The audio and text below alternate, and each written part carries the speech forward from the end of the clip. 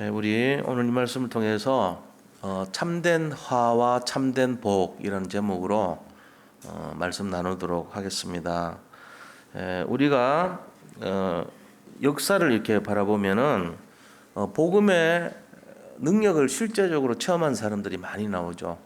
그 사람들이 이제 7명의 렘넌트들이 대표적이고, 또 히브리서 11장의 믿음의 사람들이 그렇고, 그 다음에 또 이렇게 로마서 16장 인물들이 그렇고, 그죠? 골로새서 4장에 나오는 인물들이 그렇고, 고린도전서 16장에 나오는 인물들도 다 그런 사람들이었어요. 초대교회 사람들이죠. 이런 분들이 다 복음 능력을 체험했습니다. 우리나라 분들 중에도 보면은 진짜 어려운 시절에 복음을 체험했던 사람들이 많죠. 그런 사람들이 뭐 주기철, 손양원, 김육두, 그다음에 무슨 최건풍 뭐 이런 분들 있잖아요. 최건능 이런 분들이 다 이렇게 뭔가 복음 때문에 자기들의 그런 중심을 들이고 큰 역사가 일어나고 이런 체험했던 분들 아닙니까? 또 선교사님들 중에도 보면은 우리나라 초창기에 와가지고 많은 분들이 복음을 체험했거든요. 그래서 그 중에 맥켄지 목보 선교사님 같은 분도 그렇고, 아펜젤러, 그다음에 또 이 언더우드 같은 그런 분 다 복음을 체험했던 분들이에요.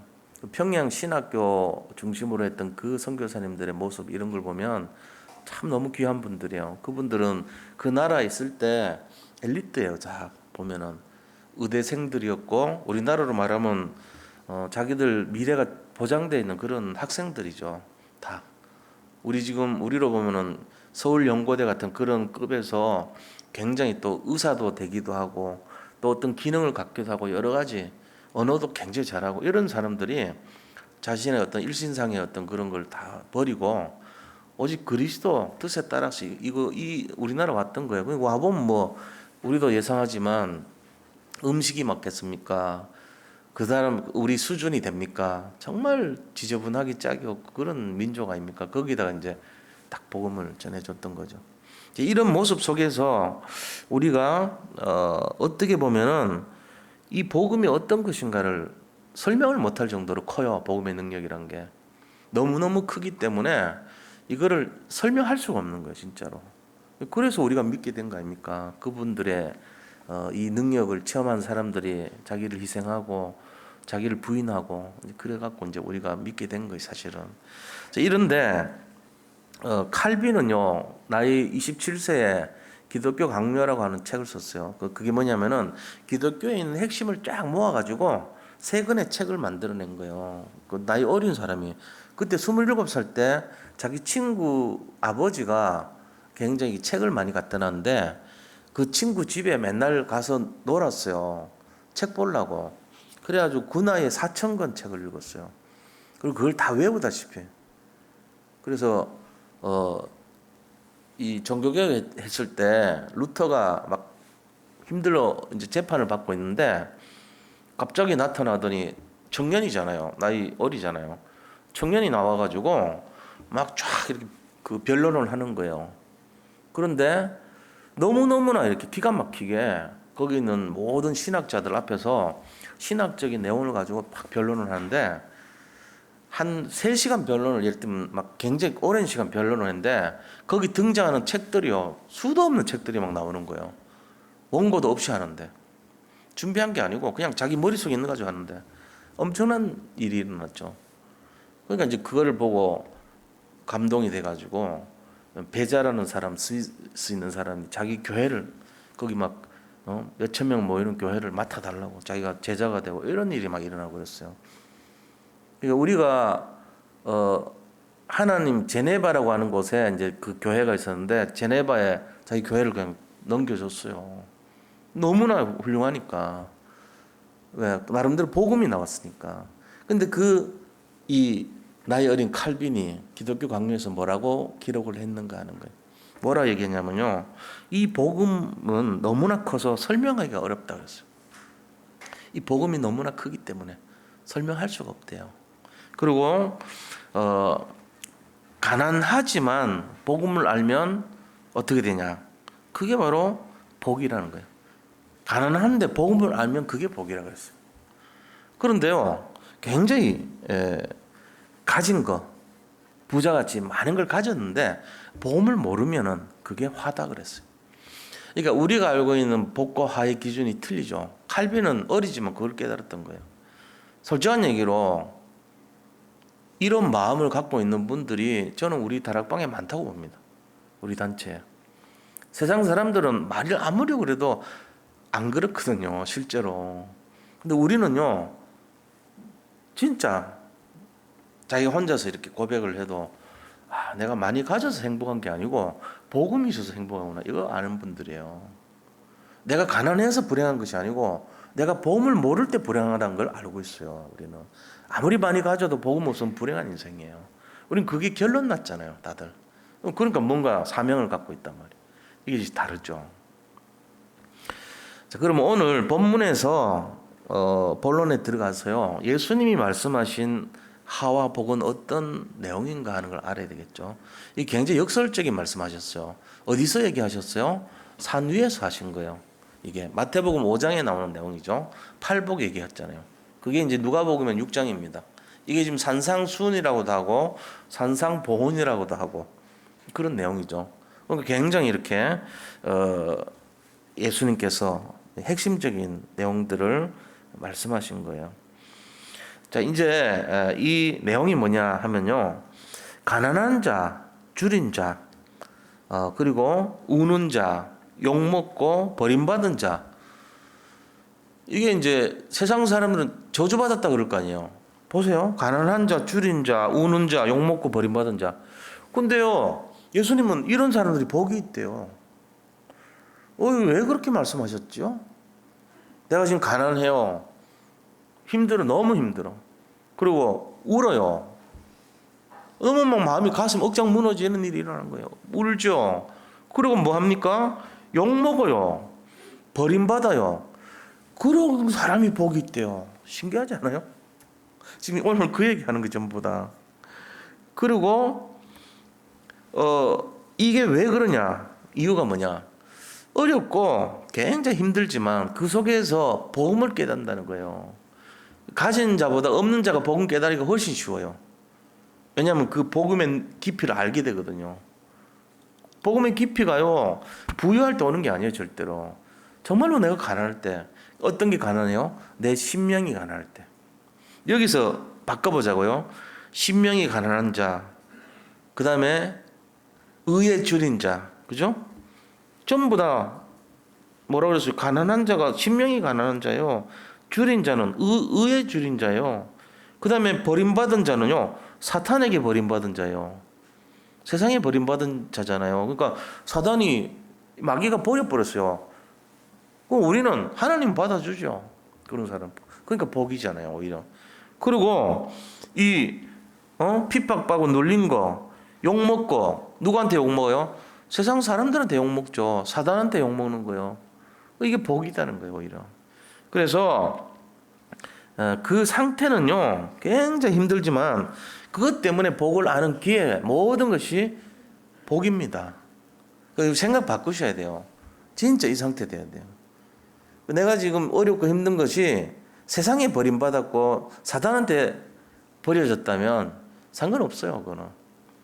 근데 내가 이제 너무 내가 가진 것이 많아가지고 복이라 생각하는 거 고쳐야 돼요. 오히려 그게요, 나를 무너뜨리는 거죠, 잘못하면. 예수님 그러셨어요. 제 말이 아닙니다.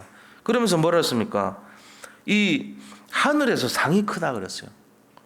이 사람들은 하늘에서 상이 크대요. 그러니까 본론이 하늘인데 서론이 이 땅 아닙니까, 우리는? 서론에서 뭐 칭찬 받아봐야 뭐 할 거예요? 이건희 같이 되겠죠. 이건희 회장 같이 되겠죠. 서론에서 칭찬 받으면 그래 돼요.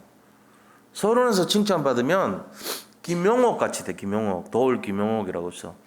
똑똑하지, 하버드 나왔지, 너무너무 박사지, 뭐 대단하지, 그렇잖아요. 근데 또 신학교 교수라, 한신대 교수예요. 아세요? 한신대 교수예요. 신학교 교수라, 도울 김용옥이. 왜 그런 데서 교수질 하지? 왜 그런 데는 왜 그 사람 받아주죠? 한신대 원래 그런데요. 데모하고 이런데요. 그러니까요. 대단하잖아요. 근데 그게 저주예요. 그게 화란 말이에요. 너무 똑똑하지 않아. 너무 갖춘 것도 없고 막 버림받은 것 같아. 부족한 거 투성이야. 근데 그게 복이래요. 그러니까 기준이 어딘지 잘 생각해 보셔야 돼. 아, 예수님 말씀하시는 하나님의 기준이 어디 있는가? 그 사람의 외적인 모습이 아니고 그 사람이 갖고 있는 중심을 보고 계신 거잖아요. 아, 저 사람이 복음을 아는구나. 복음의 깊이를 아는 사람이구나. 복음이 너무 갈급해 있는 사람이단 말이지. 꼭 이제 그걸 보시는 거야, 하나님은. 그러면서 또 뭐라 그러냐면은 부요한 자, 배부른 자, 웃는 자, 칭찬받는 자. 이 사람들은 화가 있대요. 완전히 거꾸로 얘기하잖아요. 이게 뭔 얘기인지 알죠? 우리는 바리새인들 보고 얘기한 거예요. 그들은 부요했습니다. 특히 사두개인들은요, 정치적으로 최고 권력자 상급 상위층에 있었어요. 사두개인이 잡고 있었고 바리새인은 이제 밑에 계급이에요. 서열로 보면. 근데 바리새인 위에 사두개인들은요, 하늘 천국을 믿지 않아요. 이 지상에서 것만 인정해요. 지금 여호와의 증인도 그렇습니다. 그러니까는 그런 그 사람들이요, 이 땅에서 부유하고 배불렀고 웃었고요, 너무 행복해갖고 칭찬받았던 자들이. 그런데 실제적인 건 안 그랬대. 화가 임한다. 화가 임해. 우리가 이제 이 내용이 왜 그래요? 그것 갖추고 있는 그것 때문에 복음의 내용 깊이가 없는 거 있죠. 복음을 놓쳐버리는 거예요. 그것 때문에. 그리고 복음 없어서 이 가난한 자보다는 복음을 갖고 있는데 부유한 자, 가진 자. 복음을 갖고 있는데 부유한 자 괜찮아요. 아니 많이 가질수록 좋아. 근데 복음이 없는데 갖고 있어. 이게 저주예요, 사실은. 화라 그래서 화. 복음 없이 가지고 있는 사람 바벨탑 인상됩니다. 그것 때문에 복음 없이 가진 것 때문에 다 실패해요. 나중에 보면 어느 날 넘어지게 돼 있어요. 복음이 굉장히 중요한 거잖아요, 그죠? 이걸 우리 지금 예수님이 말씀하시는 거예요. 그러면서 우리가 능력을 갖고 있기 때문에 복음을 모른다. 내가 돈을 많이 갖기 때문에 복음을 모른다. 내가 어떤 사회적 지위를 갖고 있기 때문에 복음을 모른다. 전부 화로다 그랬어요. 세상 사람들이 이걸 이해할까요? 저는 이해 못한다고 봅니다. 오늘 그런 걸 복으로 알고 있거든요. 그래서 이 실제적으로 이런 내용들을 알고 있다면 가장 좋은 것을 가지고 실패한 유대인들을 우리가 이해할 수 있는 거예요. 저 사람들 다 갖고 있는데 왜 실패했지? 사두개인, 바리새인 모든 걸 다 갖추고 있었어요. 그런데 실패자예요. 왜 그러냐? 선민이래요. 선민. Selected people이래요. 자기들이. 우리는 뽑힌 자들이야, 이 말이야. 뽑힌 민족이란 거예요. 그건 이제 틀린 거죠. 잘못하고 있는 거예요. 자, 두 번째는 예수님께서 20절에 보니까 뭐라고 했냐면은 제자들을 보시고 복이 있다 그랬어요. 제자들한테 뭐라고 했습니까? 20절에. 예수께서 눈을 들어 제자들을 보시고 이르시되 너희 가난한 자는 복이 있나니 하나님 나라가 너희 것이며. 제자들 보고 야, 하나님 나라가 너들 거고 너희가 복이 있대요. 제자들 다 가난하잖아요. 갈릴리 어부 출신들인데 가진 게 없어요. 근데 가난한 그 사람들 보고 복이 있다 그랬습니다. 특히 베드로가 물었잖아요. 그죠? 가이사랴 빌보에서 야, 세상 사람들이 나를 누구라 하더냐? 너희들은 나를 누구라 하냐? 이러고는 베드로가 마태복음 16장 16절에 주는 그리스도시요 살아계신 하나님의 아들이시니다 이렇게 하니까 바요나 시몬아 네가 복이 있다면서 굉장히 기뻐하셨잖아요. 왜냐? 복음을 알았다는 거예요. 이 베드로는요 뭘 알았냐면은 그리스도를 알고 있었던 거예요. 최초로 그리스도를 선포했던 고백했던 신앙 고백자예요. 그렇잖아요. 가장 주님을 확실하게 고백했던 신앙 고백한 사람이 베드로였습니다. 그리고 바로 주님에 대해서 그리스도를 선포했습니다. 언제요? 사도행전 3장에 성전 미문 앞에 갔을 때 은과 금은 내게 없거니와 내게 있는 것 그랬어요. 그게 뭐냐? 그리스도예요. 이거를 너에게 주노니 일어나 걸어라고 잡아 일으키니까 역사 일어난 거예요. 무슨 역사요? 성령의 역사 일어난 거예요. 우리도 지금 똑같습니다. 우리가 지금 썩는 게 주로 어떤 겁니까? 내가 가졌냐 못 가졌냐 이거 가지고요. 진짜요. 한번 생각해 봐요. 지금 기독교인들이 실패하는 게 이 기준 때문에 실패하는 거예요. 내가 갖고 있냐 못 갖고 있냐. 예수님은 그거를 깨트리려고 뭐라 했습니까? 못 갖고 있는 게 복이 있대요. 네가 갖고 있다는 그게 화로다 그랬어요. 왜? 복음을 이해하는데 방해가 되니까. 다 그래요. 목사는 뭐 안 그런 줄 아십니까? 목사 부교육자 사모 할 것이 전부 여기 걸릴 수 있어요. 갖고 있으면 복이고 못 가지면 화라고 생각하거든. 그래서 복음이 안 돼버린 거예요. 예수님이 딱 오시더니 그런 게 아니에요. 가진 것 때문에 가진 것이 화고 못 가진 것이 복이다 이렇게 말씀하시는 거예요. 우리가 냉정하게 이게 됩니까 말이. 가진 것이 복이지 어떻게 없는 게 복입니까? 라고 생각한단 말이에요. 그러니까 이 세상 사람들이 전부 기준이요. 가지면 복, 못 가지면 화 이렇게 됐어요. 그걸 바꿔야 돼요. 우리도. 언제 바꾸냐? 오늘 바꾸셔야 돼요. 오늘부터. 아, 내가 가진 것이 복이 아니구나. 이것이 잘못하면 화가 될 수 있겠구나. 예수님이 그랬으니까. 아, 내가 지금 못 가진 것이 복이구나. 오히려. 기준은 어디에 있어요? 복음을 내가 갖고 있냐 못 갖고 있냐. 이것이 기준이야. 내가 세상 것, 물질 갖고 있냐 못 갖고 있냐. 이건 기준이 아니라는 거예요. 세상 것이 기준 되기 위해서 우리가 예수 믿으면 틀린 거예요. 그건. 복음을 얻기 위해서 예수를 믿는 거예요. 우리가. 예수님 믿으면서 복음을 놓쳤다. 그거는 사실 어떻게 보면은 이제 확실한 분명한 제대로 된 것을 놓친 거죠. 우리가 예수님 믿는 이유를 놓친 거나 같은 거예요. 그죠? 그러니까 가진 것을 화로 여길 정도의 마음을 가져야 된다. 그러면은 내가 없는 것이 복이다는 마음으로 생각하라는 거예요. 그게 진짜가 내가 되면요. 다릅니다. 그 사람. 그 사람의 행동이 다르고 말이 다르고 표현이 다르고 어떤 삶의 내용이 달라집니다. 그게 진짜라면. 말은 그렇게 하더라도 가짜면요. 틀리게 하겠죠. 근데 그게 진짜라면 고백이 달라져요.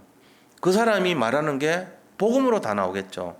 자기를 부인하고 자기 십자가를 지고 말씀 따라가면서요. 조금 더 부족함이 없다고 고백합니다. 받을 것이 없어야 돼요. 뭘 받습니까? 복음 가졌는데. 이래 나오는 거예요. 알렉산더 대왕이 이 전 세계를 돌아다닐 때 알렉산드리아라는 곳에 왔어요. 거기에 있는 철학자들한테 이제 자기가 뭔가를 좀 베풀고 싶은 거예요. 알렉산더 나이 40세 때 술 많이 먹어서 위궤양 간암 걸려서 죽은 거거든요. 술 때문에. 그러니까 나이 어릴 때 30살쯤 됐을 때 자기가 거기에 디오게네스라는 철학자한테 찾아가서 다른 사람들은 철학자들이 자기가 뭘 주면 너무 좋아하는 거예요. 다들 베풀면은 막 돈 주면 좋아하고 뭐 물건 챙겨주면 좋아하고 소원이 뭐냐고 보면 전부 뭐 먹을 거 입을 거 마실 거 막 소원을 다 했는데 이 사람은 반응이 없어요. 찾아오지도 않고 철학자들한테 와가지고 대접 좀 하겠다 그랬는데 안 와. 이 사람 이상하게. 그때는 탁발 철학자들이라 그래가지고 이제 돌아다니면서 좋은 말 하면은 밥 주고 이거 얻어먹고 이런 시절이었어요. 근데 이 사람은 그렇게 하지도 않아. 그래가지고 어디서 사냐 하면은 이렇게 토간 있죠. 토간. 이 토간 같이 된 길쭉한 관에 이제 거기서 들어가가지고 거기서 굴처럼 이렇게 된 거기서 사는 거라. 돌로 이렇게 된 그 관 같이 된데 구멍 뚫려 있는 관이에요. 거기서 잠자고 이러는데 알렉산더 대왕이 와가지고 물어보는 거예요. 그저 디오게네스 맞냐 하니까 맞대요. 그러면은 내가 좀 뭔가 좀 도와주려고 그러는데 소원이 뭐요? 그랬더니 딱 이 사람 한마디 하는 거예요. 지금 너무 급한 게 있대. 뭐냐니까 좀 비켜달래. 내가 지금 햇빛을 쬐고 있는데 당신이 여기 햇빛 가려가지고 빛이 안 들어온대. 좀 꺼져줄래? 이제 그게 소원이래. 보통 사람들 같으면은 예, 임금님 제가 지금 참 호구지책이 좀 없어서 그런데 먹을 거 하고 뭐 이렇게 좀 음식을 좀 공급을 해주면 좋겠다 뭐 이럴 수 있잖아요. 그런 말 안 하는 거. 야 좀 비켜. 햇볕 좀 방해돼. 이 말을 했다니까요. 이게 이제 보통 사람은 아니죠. 그 뭘 볼 수 있냐면 디오게네스는 초월했어요. 뭐 세상의 물질 이런 거 그게 화라는 거 알고 있어요. 권력도 별 의미가 없다는 거 알고 있고요. 그러니까 거기서 초월했기 때문에 이 사람 필요한 게 없는 거예요, 더 이상. 우리가 이런 어떤 뭔가가 있다면 우리 같이 행복한 사람이 없죠. 복음 갖고 있는데 뭐 어렵습니까? 제자들한테 너들이 그리스도를 아니까 복이 있다 그랬어요, 예수님이. 우리가 이 내용에 그러면서 사도 베드로가요 법정에서요 그 사람 일으켰다는 내용 때문에 네가 왜 안식일 날 그 성전 앞에서 네가 무슨 건세로 네가 그 사람 살렸냐 이렇게 하는 거예요. 그러니까는 뭐라 그랬습니까? 누구의 건세로 네가 살렸냐? 네 건세냐? 이러니까 딱 얘기하잖아요. 천하 인간에, 그죠? 사도행전 4장 12절에 나와요. 천하 인간에 우리를 구원을 할 만한 다른 이름을 주신 적이 없다. 오직 그리스도를 선포해 버린 거예요. 이게 유일성의 고백이에요. 다릅니다. 베드로는 이제 옛날에는 막 어부 출신으로 갈릴리 바닷가에 그 굉장한 이제 실패자 아닙니까? 예수님 부인하고 그 제자들 자기 그 동생들이죠. 야, 내들 날 따라와. 내 고기 잡아서 같이 먹고 살자. 이러고는 갈릴리로 막 데려가 버리고 이런 그런 사람인데 결국은 복음을 딱 발견하고 유일성을 고백하는 진짜 믿음의 사람으로 바뀐 거예요. 그러면서 베드로전서 2장 9절에 보니까 그리스도를 보면서 왕 같은 제사장이라고 우리가 우리에 대해서 그리스도를 통해서 우리가 왕 같은 제사장 그리고 그의 아름다운 덕을 선포하게 하려 하신 자의 선포하는 선지자 이 고백 다 하는 거. 우리는 주님 닮아가는 왕 같은 제사장 같은 선지자 같은 삼중직을 알고 있단 말이에요. 그걸 고백했어요. 이게 뭐예요? 그리스도잖아요. 예수님 뭐하러 오셨는지 분명히 알고 그거 위해서 살기로 결단한 거예요. 그러면서 결과적으로는 이 베드로의 고백 이후에 사도 바울이 준비됐던 걸 나중에 보게 되죠. 바울은 뭐라 그랬습니까? 사도 바울은요 지구상에서 예수 그리스도 다음으로 가장 영향을 끼친 인간입니다. 사람 입장에서 그렇게 복음을 확실하게 증거한 사람이 없을 정도로 대표적인 인물이 바울 아닙니까? 그러니까 이 바울의 어떤 경륜이 신앙의 어떤 깊이라고 하는 거는 처음에는 막 자기 의욕을 가지고 잡으러 갔던 그걸 어떻게 보면은 이게 정말 이렇게 치유받아야 될 치유 대상자란 말이에요. 자기가 뭔가 하려고 했던 거. 자기가 뭔가 하려니까 막 대제사장의 조서를 받아가지고 막 말을 타고 예를 들면은 막 격렬하게 의욕을 가지고 이게 이제 치유 대상자들의 모습이거든요. 그러니까 예수님이 딱 나타나가지고 확 눈을 멀게 해버린 거예요. 누구십니까? 그러니까 네가 비판하는 예수니라 하면서 다메섹 도상에서 딱 나타났죠. 이게 바로 사도행전 9장 1절에서 10절 사건이에요. 이게. 근데 거기서 하나님이 아나니아한테 나타나서 야 지금 저 한길가로 가봐라. 직가라는 곳으로 가봐면 거기에 눈 멀어서 방황하는 한 사람이 있을 거다. 데려와서 네가 좀 보살펴줘라. 이렇게 얘기하잖아요. 그러면서 그 눈에서 비늘이 벗겨졌다는 거예요. 복음 아닌 거. 지금까지 자기가 뭔가 하려 했던 그 자기 의가 벗겨진 거예요. 그러니까 그때부터 어떻게 합니까? 다 새롭게 새로운 인생길을 걸어가죠. 그리고는 나중에는 전도자의 발걸음으로 가가지고 전 세계를 살리는 지교 운동하죠. 그러면서 편지글을 보내는데 편지에 나오는 깊이가 옛날에 그 의욕이 있던 그 모습 아니에요. 다 부인하고 내려놓은 상태예요. 그게 바로 갈라디아 2장 20절 아닙니까? 내가 그리스도와 함께 십자가에 못 박혔나니 이제는 내가 그리스도와 함께 십자가에 못 박혔다는 거예요. 그런즉 이제는 내가 사는 것이 아니요 내 안에 오직 그리스도께서 내 안에 사는 것이라. 이제 내가 육체 가운데 사는 것은 나를 사랑하사 나를 위하여 자기 자신을 버리신 하나님의 아들을 믿는 믿음 안에서 사는 것이라. 이게 가만히 들여다보세요. 이 고백할 수 있는 게 쉬운 것 같지만요 완전히 달라진 거예요. 이게 서밋이 된 거예요. 그러니까 치유와 서밋은요 비슷하게 보입니다. 저 사람 구약 많이 알고 공부 잘하고 실력 있고 의욕 있고 열심이고 굉장하고 이게 이제 처음 실패하는 모습이거든요. 근데 자기를 부인했어요.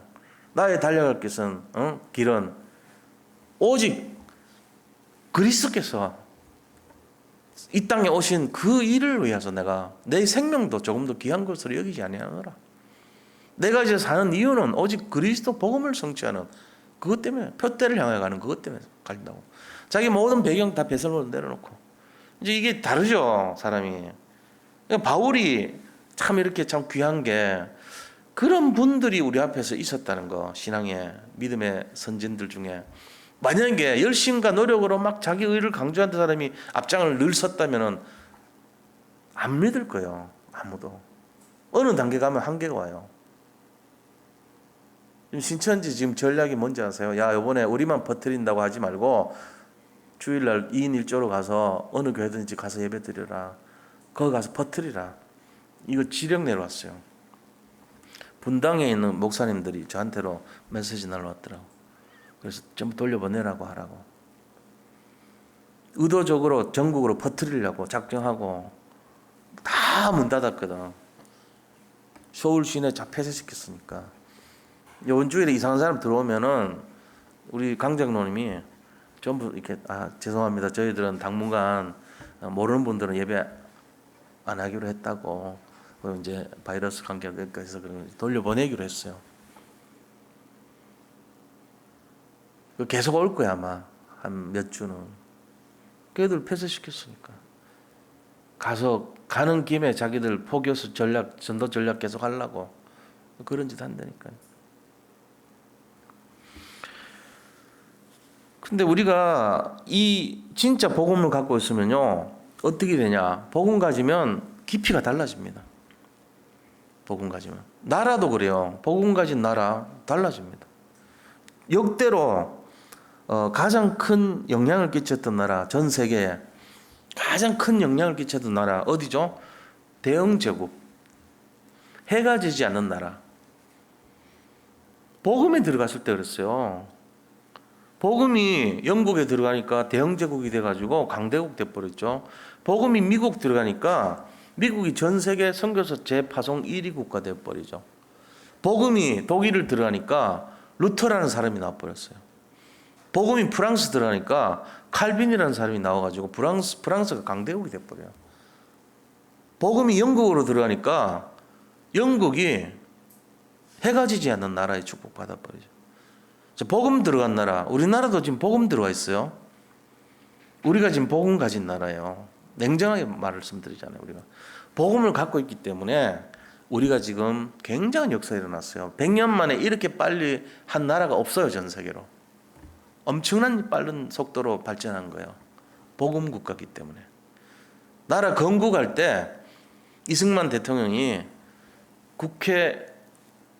우리나라 초대 국회의장이 목사님이에요.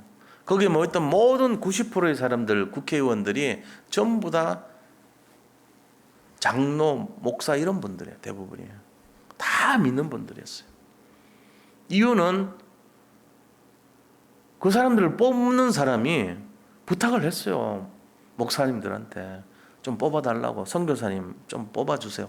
그러니까 그 선교사님이 다 믿는 사람을 뽑아서 추천을 해준 거예요. 거기서 시작된 나라란 말이에요. 그러니까는 이렇게 빨리 발전하고 있죠. 흑암이 꺾였으니까. 지금 일어나는 내용도 잘 봐야 돼요. 모든 나라들, 복음 가진 나라들의 특징, 강대국입니다. 지금은 어떻게 됐습니까?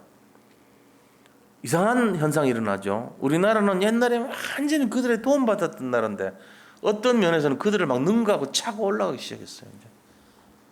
실제적인 내용으로 보면은 그들을 넘어선 내용들이 너무 많아. 아직 지금은 굉장합니다. 미국까지도 KTX 없어요. SRT 없어요. 미국에 고속열차 없어요. 미국은. 우리나라 보고 그랬어요. 트럼프가. 야, 너들은 고속열차도 있지만 우리는 없지 않냐. 우리보다 그런 거 훨씬 잘 살지 않냐. 인터넷 너들 우리보다 훨씬 낫지 않냐. 빠르고. 그러면서 돈 더 내 그랬어요. 그러니까 국방비 더 내래요. 그런 거 아닙니까? 말하자면 실제적으로 굉장히 발전돼 있다고 어떤 부분들은. 그리고 가능성이 있어요. 일본을 어떤 분야에서는 막 초월합니다. 이제. 걔들 위기감 느낍니다. 동남아에서 이제 손 다 떼고 있어요. 우리나라가 막 계속 이제 앞으로 얼마만 지나버리면 뒤집어져 버려 이제. 이런 정도로 된 배경이 뭐냐? 복음 국가예요. 그래서 그런 거예요. 그러니까 우리가 어떤 문제가 오더라도 기회입니다. 그 때문에 어려움 당한 거 아니고 넘어가면 돼요. 어차피 되게 돼 있으니까, 승리하게 돼 있으니까 잘 이겨내면 된다. 자, 세 번째는요. 참된 복음 가진 성도는 그럼 어떻습니까? 진짜 복음 가진 제자들은 예수님이 칭찬했고 진짜 복음 가진 나라는 강대국이겠는데 그렇다면은 복음 가진 성도는 어떤 응답이 있냐 이거죠. 자, 첫 번째는요. 과거의 상처 있죠. 내가 과거의 상처가 없는 사람 다 없어요. 다 있어요. 이 상처가 뭘로 바뀌냐? 전부 축복의 발판입니다. 하나도 버릴 거 없어요. 내 과거 상처가 전부 축복됩니다. 이거 딱 갖고 있어야 돼요. 이 눈을 갖고 있어야 돼요. 지긋지긋하다. 내가 왜 그렇게 힘든 일을 살았나? 축복 주시려고요. 이제 앞으로 일어날 일들입니다. 그리고 내가 잘못 인도받으면 어떻게 되죠? 과거의 상처를 제대로 인도받으면 전부 축복돼요. 성령 인도받으면. 이거를 잘못 인도받으면요. 마귀가 틈을 타버려요. 그럼 뭐가 됩니까? 내 모든 인생이 망가지는 이유가 되는 거예요. 과거의 상처가요. 정말로 복음을 딱 거기에 합쳐버리면 모든 게 축복이 되고 응답이 되고 발판되는데 내가 인도를 잘못 받으면 뭐가 되냐? 과거의 그 상처가 사탄의 통로가 돼요. 이게 문제가 되는 거예요. 그거 잘 분별하셔야 돼요. 왜? 1단계 상처에서 2단계 상처로 골마 터져요. 3단계 폐혈증으로 와서 죽어버려요.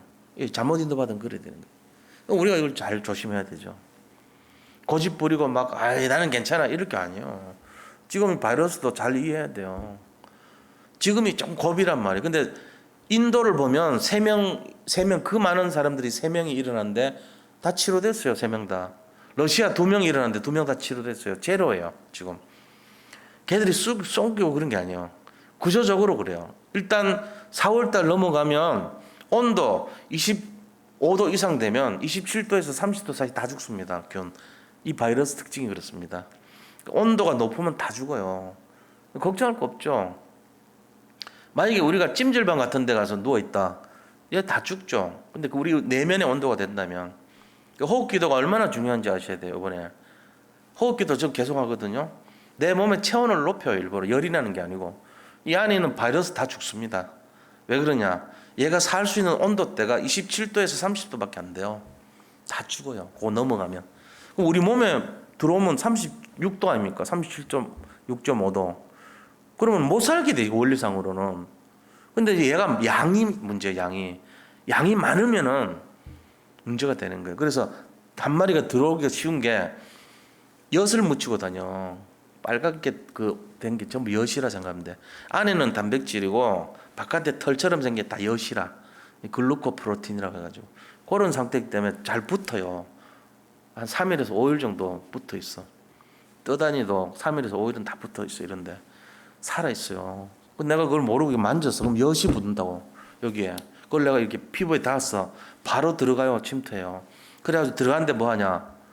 메신저 RNA야 이게. 말하자면 우리가 탄수화물을 먹으면 위에서 분해가 돼가지고 이 포도당이라는 걸로 또 뭐 그다음 다른 형태로 글루코스, 갈락토스 이렇게 분리가 돼서 흡수가 돼요. 최종 단계로. 설탕 같은 것도 이렇게 분리가 돼가지고 흡수되거든요. 그러니까 그런 식으로 된 마지막 단계 있잖아요. 단백질은 분리되면은 폴리펩타이드로 되고, 그다음 펩타이드로 되고, 그다음에 아미노산 돼가지고 아미노산이 들어가는 거예요, 몸에. 마지막 단계가. 그럼 분해가 되는데 시간이 많이 걸리겠죠. 그런 식으로 이 RNA에서 나온 거는요, 원래는 DNA에서 나와야 되고, DNA가 트랜스퍼 해가지고 복사를 시켜요. 그럼 트랜스퍼에서 메신저 RNA로 돼가지고 그 어떤 명령어를 갖고 있는 RNA가 돼요. 근데 얘는 RNA 상태라, 지가 메신저 RNA 상태로 돼 있어. 다시 말하면은 얘 자체가 들어가면은 야 아미노산 5개 만들어 가지고 벽돌 하나 만들어. 그다음에 또 다른 벽돌 만들어. 이 기호를 가진 마지막 단계예요. 얘가.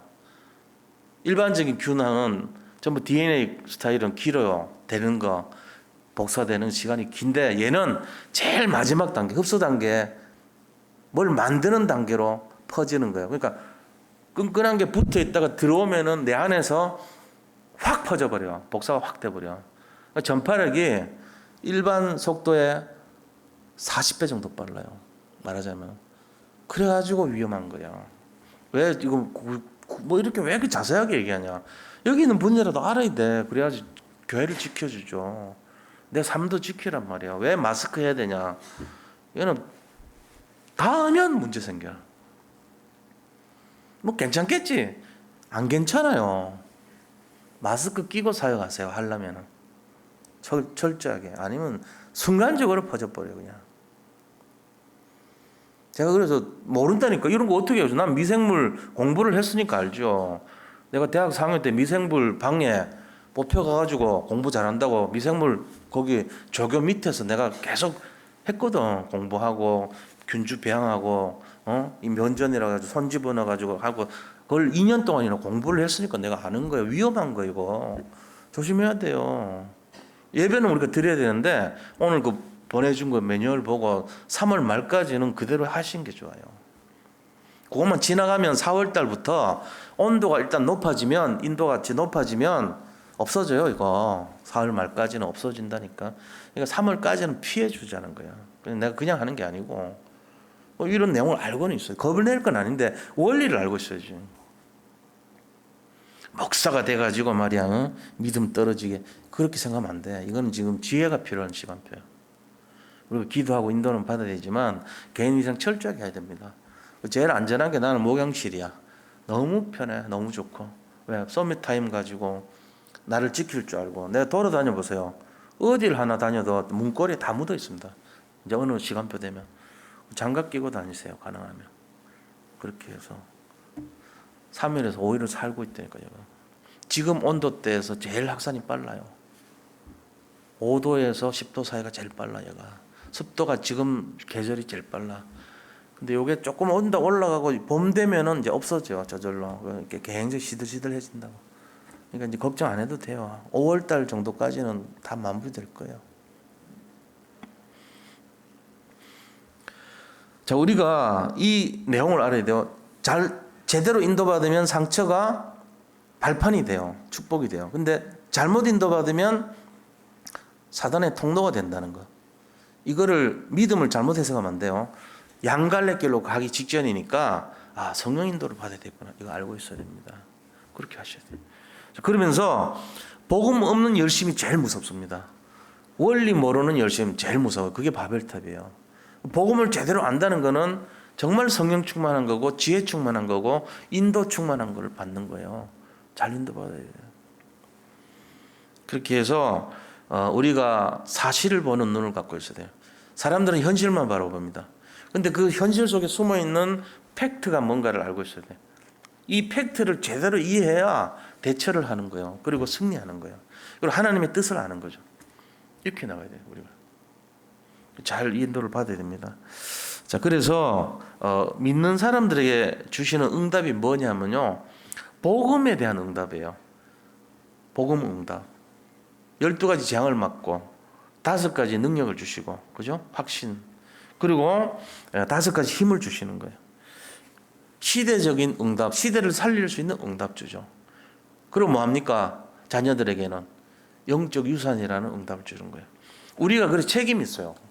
우리가 어떻게 인도받는가에 따라서 우리 후손들에 대해서 승리할 수 있도록 하는 거예요. 사실은 우리의 복사판이에요, 애들이. 내가 어떻게 사는가 하는 것이 내가 숙주예요. 여기서부터 어떤 모습이 전사가 돼가지고 어떤 형태로 그 아이들이 가는가에 따라서 그 아이들이 새로운 또 나름대로 인생이 펼쳐지는 거예요. 근데 내가 근본이 잘못돼 버렸어. 복음 아니야. 열심과 노력으로 자기 의로 해. 큰일 나는 거죠. 근데 내가 복음으로 해. 우리 후손들이 복음적인 인생이 될 수밖에 없어요. 이걸 이제 전달해 줘야 되는 거예요. 자, 결론을 말씀드리겠습니다. 결론이 뭐냐? 복음에 실패하면 다 실패한다. 여기에 승부를 걸어야 됩니다. 이게 다 답입니다. 복음 실패는 절대로 하면 안 돼요. 창세기 3장, 6장, 11장의 결과가 노예가 되고 포로가 되고 속국됐습니다. 이게 역사의 교훈입니다. 기독교 역사의 교훈이 그렇습니다. 교회사의 교훈이 그겁니다. 복음에 실패하면 다 실패했다 이거예요. 그러니까 우리가 여기에 이제 승부 걸어야 돼요. 자, 두 번째는 복음을 누려야 된다. 어떻게 누리냐? 오직 138이에요. 이게 복음 누리는 거예요. 오직 138. 그래서 영적인 올바른 유산을 남게 된다. 지금 눈앞에 있는 화라고 생각하는 거요. 전부 뒤집으세요. 해석을 뒤집어요. 자, 가난합니까? 그게 오히려 하나님께서 복이라고 그랬습니다. 내가 크게 성공 못했습니까? 복이라고 그랬습니다. 내가 지금 욕먹습니까? 복입니다. 내가 지금 핍박당합니까? 복이라고 그랬습니다. 내가 지금 너무너무 힘든 인생입니까? 그게 복이라고 그랬어요. 왜요? 그것 때문에 복음을 이해하니까. 복음이 나한테 있다는 게 맞다면 모든 게 다 복이에요. 여기에 모든 것을 확인하고 승리하시길 축원드립니다. 이게 맞는 거예요. 그래서 화와 복의 기준을 제대로 이해하자는 거예요. 참 화가 어떤 것이고 참 복이 어떤 것인가 승리하시 바랍니다. 하나님께 감사드립니다. 오늘 이 밤에 성령께서 역사하는 밤이 되기를 원합니다. 주께서 함께 하시고 능력으로 붙들어 주시옵소서. 살아계신 예수 그리스도 이름으로 기도드립니다. 아멘.